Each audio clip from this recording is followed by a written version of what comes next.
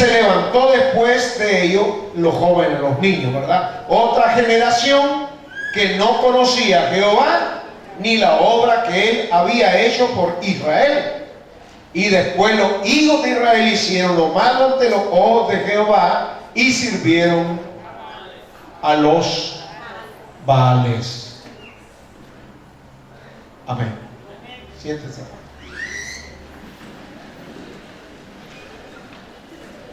Yo quiero hablar, hermanos, en esta noche de la gran responsabilidad que tenemos de delegar la fe a nuestros sucesores. Diga eso. La gran responsabilidad que tenemos de delegar nuestra fe a nuestros sucesores. Dígalo solo usted. La gran responsabilidad que tenemos de delegar nuestra fe a nuestros sucesores. Dígalo de nuevo solo usted. La gran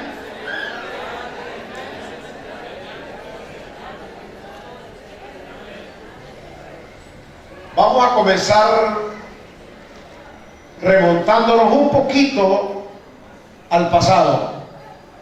Volvamos a Moisés.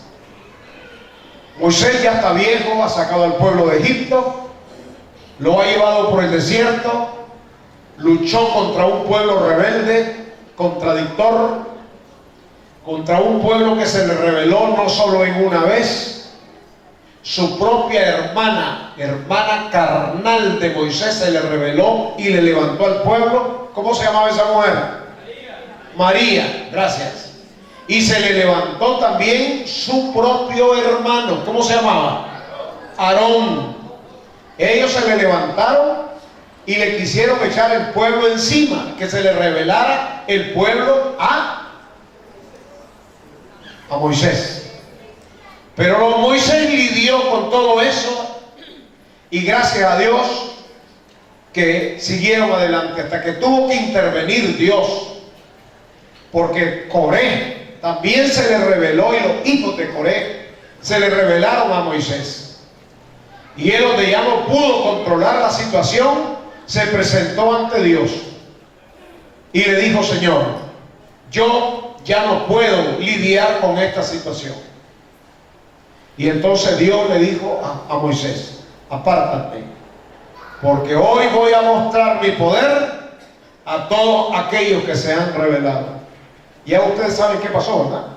La tierra se abrió y se tragó a Coré, a sus hijos y a todos sus seguidores. A partir de ese momento el pueblo tuvo temor y va por el desierto llevando al pueblo. Y cuando han pasado algunos años, ya Moisés está viejo, a Moisés le toca que morir, llega el tiempo que tiene que delegar aquel gran ministerio que Dios le había dado de llevar al pueblo a las tierras que fluyen leche y miel. Ahora que ya Moisés ya no puede, que ya Moisés ya está viejo, y a Dios le dice el Señor: Moisés, vas a morir. Pero Moisés ya tenía su sucesor. ¿Cómo se llamaba el sucesor que tenía Moisés preparado? Josué. Y a Josué le dice el Señor: Josué, Dios le habló con Josué, tu siervo, a como estuve con Moisés tu jefe, así voy a estar contigo. No temas, no desmayes, porque yo, Jehová tu Dios, estaré contigo, así como estuve con Moisés, también estaré contigo. Solo te voy a pedir una cosa: no te apartes de este libro de la ley, ni a la derecha ni a la izquierda. Meditarás en él de día y de noche, y harás conforme a todo lo que en ese libro está escrito, para que te vaya bien sobre la tierra. ¿Cuántos alaban al Señor? Entonces Dios llamó a Josué. Josué, viendo el gran ejemplo, porque Josué fue uno de los que en el desierto luchó al lado de Moisés, fue un paje de armas fiel con Moisés. Josué nunca se le rebeló a Moisés, fue un amigo incondicional, fue un hombre que siempre puso la vida por Moisés. Ahora que Moisés muere, él retoma el lugar. Y ahora que él retoma el lugar, comienza a luchar con aquel pueblo rebelde y contradictor. Pero llega el tiempo también que Josué tiene que morir. Ahí entra el mensaje de ahora. Ya Josué está viejo. Aquel joven que fue llamado como unos 22 años, ahora tiene 110 años. ¿Cuántos años pasó sirviendo? Pasó como unos 70 años dirigiendo a ese pueblo. Y ahora le toca morir. Y él dice, cuando ya él llevó a las tierras que fluyen leche y miel, reunió al pueblo y le dijo: pueblo de Israel, pueblo hebreo, he cumplido con la orden que Dios me dio de traerlo a las tierras que fluyen leche y miel. Moisés le iba a entregar la tierra que yo le estoy entregando ahora, pero a Moisés no se le permitió porque golpeó a la roca, y la roca era Cristo. Y ahora que me toca a mí entregar, quiero decirles una cosa. Yo aquí cumplo con mi responsabilidad de haberlos traído a la tierra que fluye leche y miel. Hoy escojan a quién van a servir. Yo ya escogí a quién voy a servir. Yo y mi casa, yo y mis hijos, yo y mi mujer, yo y mi familia, yo y lo mío, ya decidimos que vamos a servir a Jehová. Y vosotros escogeos a quién van a servir. Palabras de despedida de un gran líder en la obra del Señor, de un hombre que había lidiado, había luchado y había conducido al pueblo honestamente como Dios, hermano, se lo había pedido. Y la palabra del Señor dice entonces que Moisés cumplió con su deber de delegar la fe a su sucesor. En este caso su sucesor fue Josué. Ahora le toca a Josué. Sus hijos retoman el lugar, pero sus hijos no delegaron en nadie. Y ahí pues entonces es donde entra la lectura de la palabra del Señor, porque como ustedes ya leyeron juntamente conmigo, dice: y el pueblo había servido a Jehová todo el tiempo de Josué. Todo el tiempo es todo el tiempo. Y todo el tiempo de los ancianos que sobrevivieron a Josué. En el tiempo de Josué, los ancianos que iban con él en el desierto, juntamente con él, los cuales habían visto la grande obra que Jehová el Señor había hecho sobre Israel. Estos ancianos y Josué habían visto cuando el mar rojo se partió y pasaron en seco. ¿Cuántos alaban a Dios? Qué lindo cómo ellos venían arrastrando esa experiencia, los ancianos venían arrastrando esa experiencia de milagros del desierto, una nube que de noche les alumbraba y de día les servía de sombra. Un momento cuando iban con sed y una roca, sale agua de la roca y toman agua de la roca, y cuando iban deseosos de comer carne porque ya estaban hastiados de comer pan de milagros, ellos eran gente bien gustosa. ¿Qué le parece si a usted le cayera pan de milagro? Yo seguro que nunca se aburra de comer. Pero el pueblo rebelde. Dijeron: Señor, ya estamos hastiados de este pan tan liviano. Queremos carne. Dios les mandó carne también.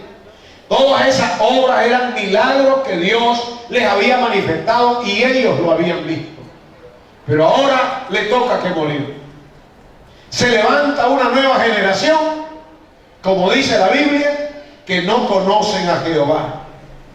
No habían visto la obra que Jehová había hecho. Y toda aquella generación de ancianos, juntamente con Josué, murieron y fueron a sus tumbas. Y se levantó una nueva generación, como dice la Biblia, que no había conocido al Señor. Todo e hicieron lo malo ante los ojos de Dios. Ahí, hermanos, vamos a ver algunos aspectos fuertes. Y es que la generación antigua que nosotros pasemos a lo nuestro aquí en Nicaragua. La generación antigua que vinieron a nuestros países a hablar del Evangelio del Reino de Dios, solamente hace 199 años, porque nosotros celebramos el centenario, pero lo celebramos 2 años antes que se cumplan los 100 años. Porque la Asamblea de Dios nació en el año 1914. Ya existía las organizaciones evangélicas, pero con nombre como Asamblea de Dios en el año 1914. Hubo un avivamiento en Estados Unidos, en la calle de Susa, donde se derramó el poder del Espíritu Santo. Hombres y mujeres salieron por toda la tierra, por todas partes del mundo, Sudamérica, los países asiáticos, Centroamérica y por todos lados del mundo, hombres que llevaban en su corazón el deseo de predicar el Evangelio. Aquí a Nicaragua vino un hombre llamado Benus Schoner.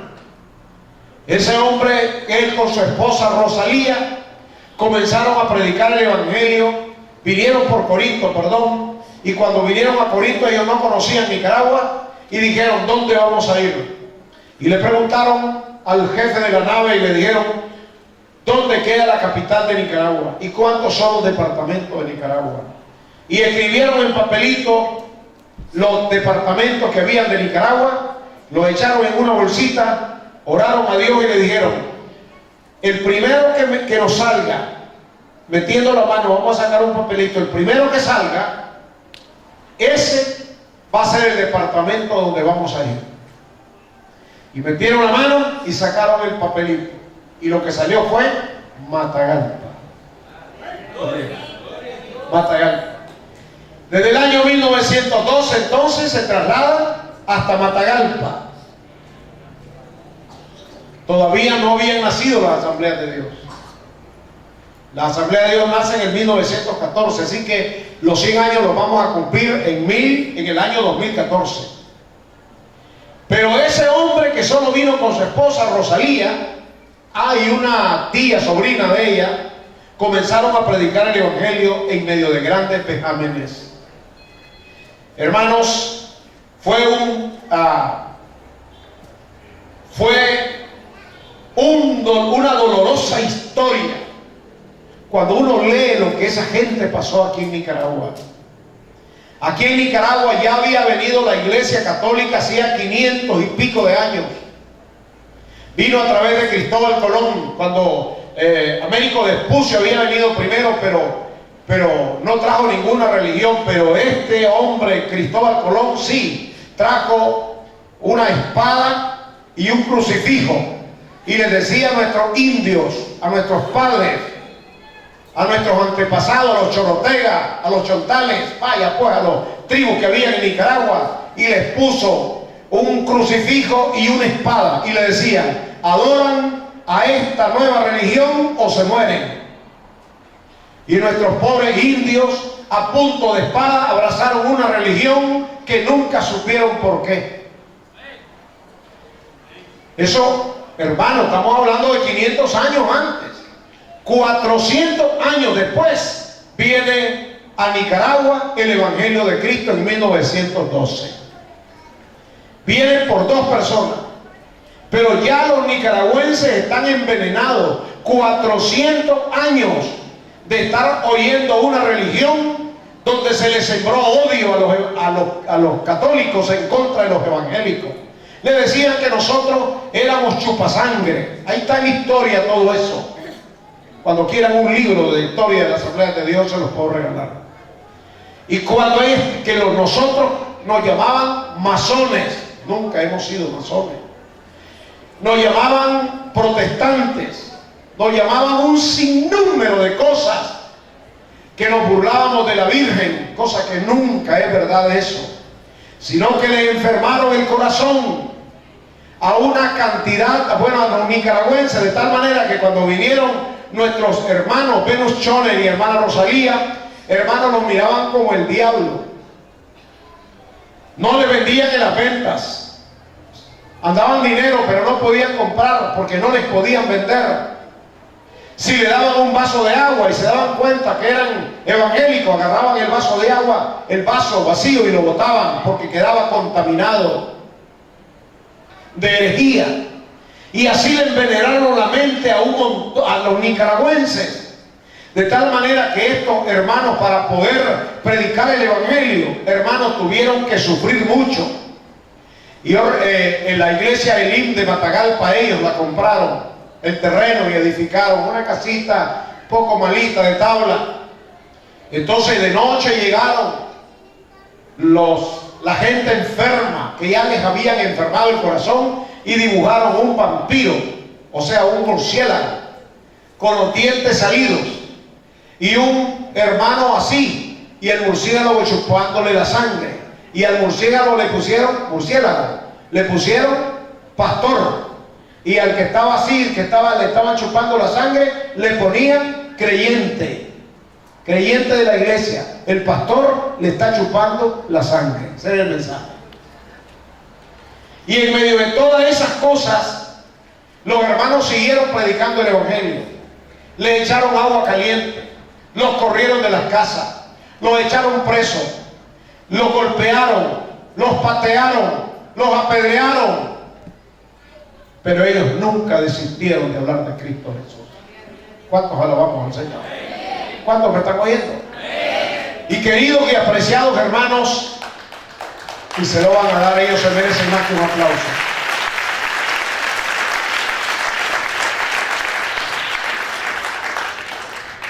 Cuando vinieron a abrir la obra en León, porque esa fue la segunda obra, la de León, lo iban a quemar a los que llegaron. Y venía un señor mexicano que en ese tiempo también había venido como misionero. Y entonces cuando le iban a pegar fuego, este mexicano se envolvió en la bandera de México. Y por eso no lo quemaron. Por respeto a la bandera de México, no lo quemaron. Y hermanos, por cuántas cosas pasaron. Pero ellos siguieron sembrando la palabra. Después fue la obra en Estelí. Después fue la obra en el Sauce. Después en la Garita Matagalpa. Y así la obra en medio de persecuciones, de rechazos, maltrato. ¿Y qué otras palabras podemos decir? En medio de toda esa oposición, nuestros antepasados predicaron la palabra de Dios. Resultado de ese esfuerzo, que hasta el día de hoy, la Asamblea de Dios, tenemos 500,000 de cristianos evangélicos en Nicaragua. 500,000. Esos somos en Nicaragua. Tenemos más de 1000 iglesias en Nicaragua. Tenemos una universidad con 18,000 estudiantes, la UML, que tiene presencia en todo el país, en todo Nicaragua. Por donde usted vaya, hay ahí una filial, ¿cómo se llama? Una extensión de la Universidad de Managua, de la UML. Tenemos 42 emisoras radiales. Bueno, hermano, tenemos una cantidad de escuelas. Tenemos escuelas para sordos y mudos. Tenemos, hermano, bueno, eso es lo que Dios nos ha bendecido en 100 años. En 100 años Nicaragua tiene el 40% de evangélicos.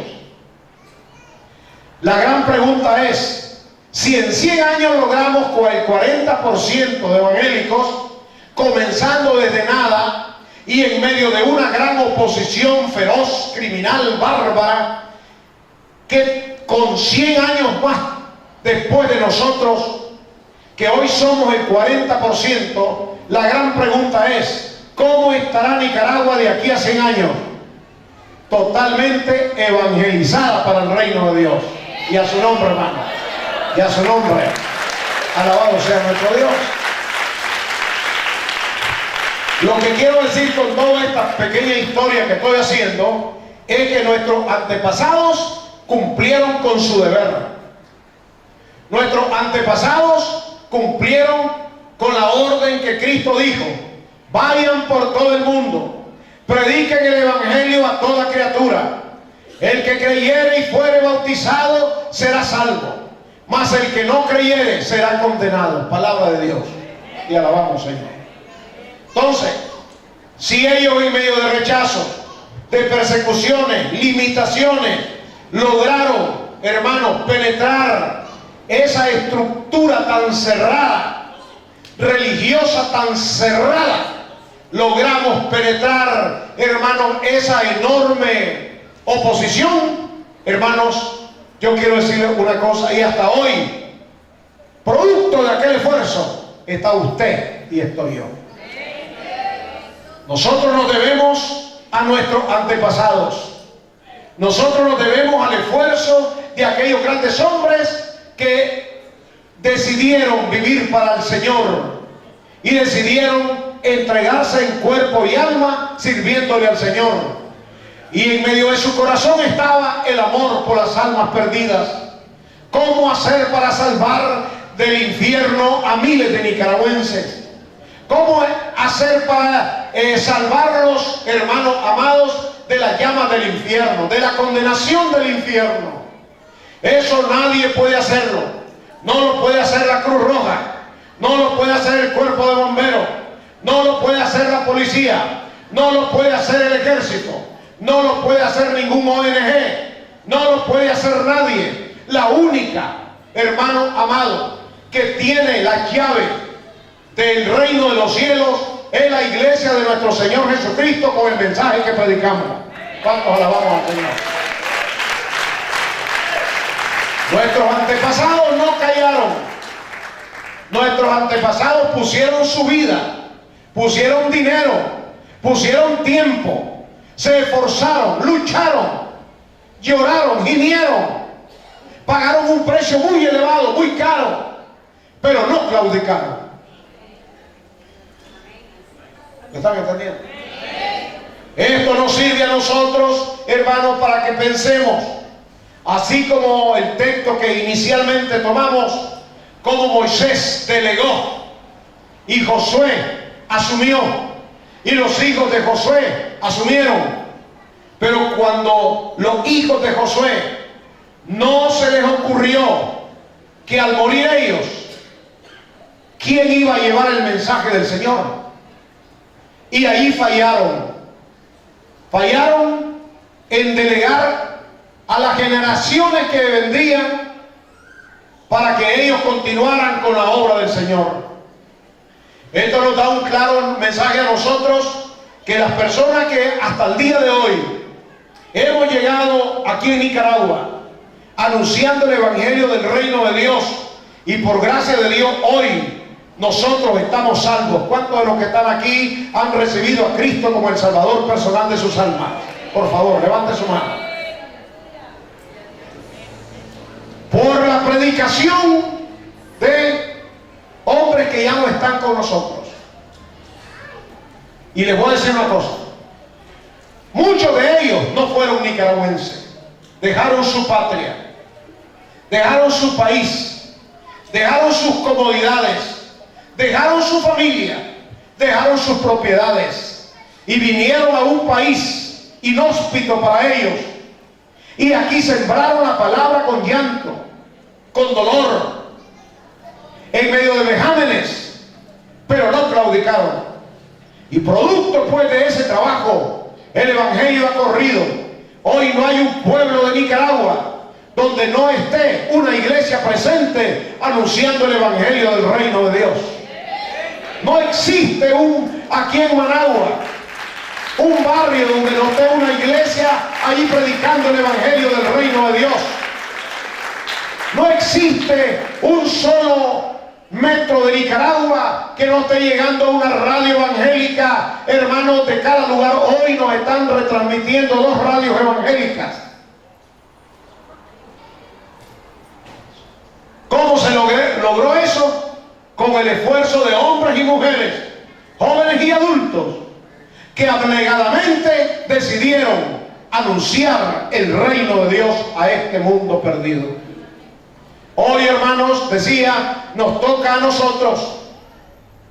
Nosotros recibimos la antorcha del Evangelio de nuestros antepasados. La hemos venido sosteniendo y caminando y corriendo con ella. Pero hermanos, los futuros hombres de la iglesia Jubileo, los futuros evangélicos de la iglesia Jubileo, ¿quiénes van a ser? Nosotros ahora tenemos que hacer lo mismo, porque nosotros vamos a desaparecer, pero vendrán futuras generaciones detrás de nosotros, y esos serán nuestros hijos, nuestros nietos, nuestros bisnietos, nuestros yernos, nuestras nueras. Si nosotros no hacemos un buen trabajo, solo se nos va a recordar como buenos hombres de Dios, con una familia que dejará de servirle a Dios. Pero si nosotros tomamos con mucha responsabilidad el hecho de pasarle a las generaciones venideras la antorcha del Evangelio de Cristo el Señor, para que ellos continúen haciendo la obra que hace muchos años se comenzó en Nicaragua y que hoy lo estamos haciendo, y que mañana, futuro, vendrán nuevas generaciones, va a depender del trabajo que nosotros hagamos con nuestra familia, para que así sean ellos cristianos fervientes, o cristianos con compromiso de anunciar el Evangelio, o cristianos fríos, apáticos, que no tendrán compromiso con la obra del Señor. ¿Me están entendiendo, hermanos? Entonces, ¿qué harán nuestros hijos con el mensaje? ¿Qué van a hacer ellos en el futuro? ¿Qué vamos a lograr con nuestra familia? ¿Quiénes serán nuestros hijos? Porque, hermanos, hay una premisa que nosotros no podemos olvidar, y es que el único Salvador del mundo es Cristo el Señor. No es una religión, no son las asambleas de Dios, no es la iglesia de Dios, no es la profecía, no es la iglesia Mepón, no son los hermanos en Cristo, no son las asambleas cristianas, no son los bautistas, no son los nazarenos. No, Señor. El único Salvador de este mundo se llama Cristo Jesús, nuestro Señor y Salvador. Y a su nombre. Y es a ese Cristo que predicamos, es a ese Señor que predicamos, es a ese Señor que proclamamos. Por ese Señor hacemos lo que estamos haciendo, y por ese Señor seguiremos haciendo lo que debemos de hacer. ¿Cuántos alabamos al Señor, hermano? Y no podemos nosotros callar, porque como bien dijo Cristo, si nosotros callamos, las piedras hablarán por nosotros. ¿Me oyen? Entonces nos toca a nosotros, hermanos, los responsables del tiempo moderno. Y a su nombre, hermano. Yo quiero decirles que nosotros somos los responsables de las futuras generaciones venideras, porque nosotros estamos delegando, pero que no nos vaya a suceder como le sucedió, hermanos amados, ¿cómo se llama? A Josué en su tiempo. ¿Me están oyendo? O como grandes hombres del ayer que nacieron en el Evangelio, fueron poderosos en un tiempo. Imagínense ustedes, los padres de Carlos Marx, el padre del materialismo dialéctico.